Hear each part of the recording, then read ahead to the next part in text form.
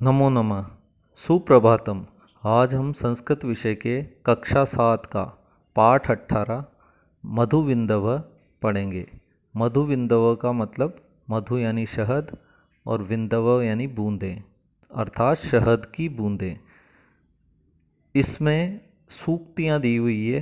सूक्तियाँ किसी भी श्लोक के की अंतिम जो लाइन होती है, जो कोई शिक्षा देती है, वो सूक्ति कहलाती है। तो मधुविंदव में हम ज्ञान की कुछ बातें पढ़ेंगे। शहद की बूंदें, इसका समझाया गया है कि शहद की बूंदों के समान है। ठीक है। इसमें पहला है आचार परमो धर्म। आचरण ही सबसे बड़ा धर्म है। वैसे इसके जो आशय है, ये यहाँ नीचे भी दिया हुआ है। इससे जो क्या आशय है, क्या समझते हैं हम, वो चीज़ नीचे दी हुई है। अनुवाद कह दे, आशय कह दे, है ना। इससे क्या समझ में आया हमें, वो चीज़ हम नीचे दी हुई है।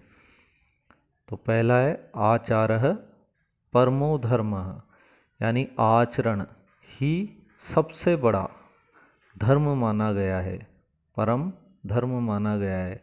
मतलब आप का सबसे पहला कर्तव्य होता है अच्छा आचरण करना। यही आपके लिए सबसे बड़ा धर्म माना गया है। क्योंकि यदि आप अच्छा आचरण ही नहीं करोगे तो आप बाकी धर्म की बात तो आप सोच भी नहीं सकते। दूसरा, श्रद्धावान लभते ज्ञानम। श्रद्धावान ही या श्रद्धालु ही ज्ञान प्राप्त करता है। लभते यानी प्राप्त करना। जो श्रद्धालु होता है वही ज्ञान प्राप्त करता है। इससे मतलब यह है कि हमें किसी भी काम को करने के लिए जिज्ञासु और उसके प्रति उस इच्छा होनी चाहिए हमारी, तभी हम उस चीज़ को प्राप्त कर सकते हैं। यदि हम कोई विद्यार्थी है और वो पढ़ना नहीं चाह रहा है या उसका मन नहीं लग रहा, तो उसे वो ज्ञान नहीं मिलेगा। इसी प्रकार किसी भी काम को करने के लिए हमें उसको पूरी ईमानदारी से, पूरी मेहनत से और पूरी इच्छा से उसको प्राप्त करने की कोशिश करनी चाहिए, तभी वो हमें प्राप्त होगी। तीसरा है विद्वान सर्वत्र पूज्यते। विद्वान की सभी जगह पूजा की जाती है या पूजा होती है। तो ये हम सब जानते हैं कि जो विद्वान होगा उसको सभी जगह सम्मान मिलता है। ठीक है। आप यदि विद्वान हो तो आप कहीं भी चली जाइए और आपको वहाँ पर हर जगह सम्मान की प्राप्ति होगी। चौथा है संसर्गजा गुण दोष गुणा भवंती। सत्संगजा यानी संगति से ही दोष और गुण पैदा होते हैं, अच्छाई और बुराई पैदा होती है। तो ये हम हमेशा सुनते आए हैं कि अच्छी संगति करेंगे तो हम में गुण पैदा होंगे और बुरी संगति करेंगे तो हमारे अंदर दोष आ जाएंगे। तो इसलिए हमेशा हमें सत्संगति करनी चाहिए ताकि गुण पैदा हों। तो संगति से हैं या तो अच्छाई भी पैदा हो सकती है, और यदि बुरी संगति करी तो दोष भी पैदा हो सकते हैं। इसलिए हमेशा सत्संगति करनी चाहिए। पांचवा है क्षण त्यागे कुतो विद्या। क्षण नष्ट हो जाने पर, क्षण का मतलब समय, त्यागे यानी खत्म हो जाने पर, नष्ट हो जाने पर, कुतो विद्या, विद्या कहाँ। मतलब यदि समय नष्ट हो गया, समय खत्म हो गया, तो विद्या कैसे प्राप्त होगी। जब समय होता है मनुष्य के पास तब उसे कद्र करनी चाहिए। विद्यार्थी के लिए हम इसे देखें तो विद्यार्थी के पास जब पूरा वर्ष होता है तब उसको पढ़ने का समय होता है। यदि वो उस टाइम नहीं पढ़ता है और जब परीक्षा पास आ जाती है तब पढ़ने की कोशिश करेगा, तो उसको वो विद्या सही रूप में ग्रहण नहीं कर पाएगा। तो समय निकल जाने पर विद्या प्राप्त नहीं होगी। छठा नंबर है अल्प विद्या भयंकरी। तो अल्प यानी थोड़ी, विद्या भयंकर होती है। इसके लिए हिंदी में भी एक कहावत प्रचलित है, अधजल गगरी छलकत जाए। अर्थात जो थोड़ा घड़ा होता है वो फूटता है, छलकता है, थोड़ा घड़ा छलकता है। इस प्रकार ही थोड़ी विद्या प्राप्त करना बहुत भयंकर होता है। इसकी हमने संस्कृत में कई बार कहानियाँ भी पढ़ी है। ठीक है, तो इसलिए हमेशा पूरी विद्या को ग्रहण करें, तरीके से हम उसके बारे में ये समझें कि ये विद्या है और इसको कैसे प्रयोग में लेना है।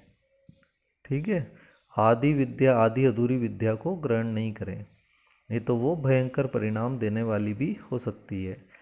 सातवां है लोभ पापस्य कारणम। लोभ यानी लालच पाप का कारण होता है। ये हम सब जानते ही हैं कि जो लोभ करता है तो वो, इसमें एक गीता में एक श्लोक बताया गया है, लोभ से वस्तु का लगातार चिंतन या मनन से लोभ मोह होता है, मोह से लोभ पैदा होता है और लोभ से आदमी या मनुष्य अब कल्याणकारी मार्ग से गिर जाता है, यानी पाप करने को उद्धृत हो सकता है।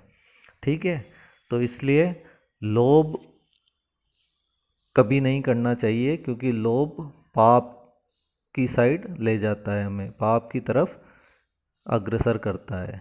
ठीक है,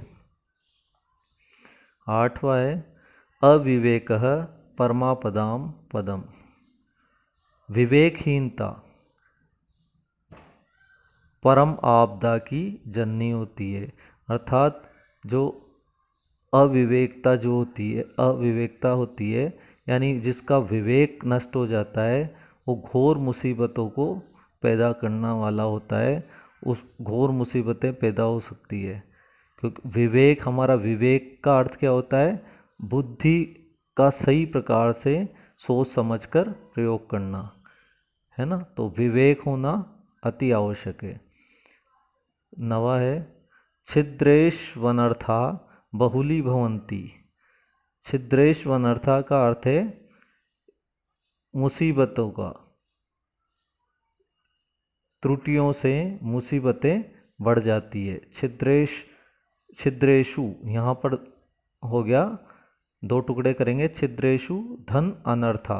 छिद्रेशु यानी त्रुटियों को में, और अनर्था का मतलब मुसीबतें, बहुली यानी अधिक, भवंती यानी हो जाती है, यानी त्रुटियों से, गलतियों से, त्रुटियों का अर्थ यहाँ है गलतियाँ, उनसे मुसीबतें अधिक बढ़ जाती है। तो हम जितनी ज़्यादा गलतियाँ करेंगे, गलती करते जाएंगे, तो मुसीबतों को पैदा करेंगे। 10वां है यथा क्रियते तथा भुज्यते। जैसा कर्म करते हैं, जैसा कार्य करते हैं, वैसा ही भोगते हैं। ये तो हमने हमेशा सुना हुआ है, जैसा करोगे वैसा भरोगे। तो हम जिस प्रकार का काम करेंगे, हमें वैसा ही भोगना पड़ेगा। इस तरह से ये आपका चैप्टर कंप्लीट हो गया। ये इसके आशय यहाँ दिए हुए हैं, वैसे मैंने आपको समझा दिए, इससे भी आप समझ सकते हो। इसके बाद आपके शब्दार्थ मैंने हर बार आपको बताया है। सबसे पहले आप खुद से ध्यान से 2 बार इस चैप्टर को जो मैंने पढ़ाया है उसको ध्यान से सुने 2 बार, फिर 2 बार आप खुद शुद्ध उच्चारण करके इसे पढ़ें, संस्कृत की बुक खोलकर अपनी, फिर शब्द रूपों को याद करें, समझकर याद करें। फिर इसके बाद वापस अपनी संस्कृत की बुक से एक एक पंक्ति को ध्यान से पढ़ें और उसका हिंदी अनुवाद करने की कोशिश करें। फिर नीचे से उसका आशय समझ लें। इसके बाद आपका प्रश्न उत्तर का नंबर आता है। प्रश्न उत्तर में पहला प्रश्न हमेशा संस्कृत में उत्तर होता है। इसमें मैंने आपको बताया हुआ है कि इसमें जो प्रश्नवाचक शब्द हैं उनको हटाना है और उनकी जगह आंसर वहाँ पर लिख देना है। तो पहला जो है उसमें किम हटेगा और उसकी जगह आंसर आएगा। दूसरे में क हटेगा, तीसरे में भी क हटेगा, चौथे में किम और पांचवे में कुत्र। दूसरा प्रश्न है आशय लिखें। तो ये इन सब का आशय लिखना है जो इसमें ऊपर ही लिखा हुआ है। ठीक है। तीसरा इस अर्थ लिखना है, अर्थ भी इसमें दिए हुए हैं। चौथा वाक्य रचना करें। एक एक वाक्य बनाना है आपको। 5 शब्द दिए हुए हैं तो 5 वाक्य बनेंगे, हर एक में एक शब्द का प्रयोग होना आवश्यक है। जैसे पहला कुत्र कुत्ता वाला वाक्य बनाना है, दूसरा सर्वत्र, जिसमें कहीं भी उसका प्रयोग हो, जरूरी नहीं है शुरू में हो बीच में हो, कहीं भी उसका प्रयोग होना चाहिए। 5वां है निम्नलिखित शब्दों की विभक्तियां लिखें।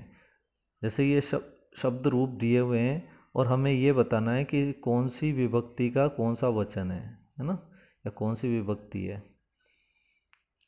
छठे में हमें इनको मिलान करना है। ये है सूक्तियाँ हैं, इनको जैसे किसका किससे मैचिंग करना है कि सही मैच मिल रहा है। 7वां है संस्कृत में अनुवाद करें, तो इसमें इनको संस्कृत में अनुवाद करना है। इस तरह से आपका चैप्टर कंप्लीट हो गया। इसके बाद ये आपकी उत्तरमाला है, ये उत्तरमाला दी हुई है, ठीक है। सारे आंसर इसमें दिए हुए हैं और कंप्लीट इसे करके जब ये कंप्लीट कर लें, बिना देखें ये सारे प्रश्न उत्तर कैसे करना है आपको, संस्कृत की आपकी बुक में बिना देखे करना है अपने दिमाग से। ये आंसर की में से कुछ नहीं देखना है, पहले बिना देखे करेंगे, फिर हम चेक करेंगे इसमें से। चेक करने के बाद जो गलती जाएगी उसको सही करेंगे और हमेशा पेंसिल से करना है ताकि मिटाया जा सके गलत हो तो, ठीक है। फिर चेक करके उसको सही करेंगे, फिर सही करने के बाद हम उसे संस्कृत की कॉपी में HW कॉपी में करके और फिर उसे याद करेंगे। इस तरह से आपका पाठ पूर्ण होगा।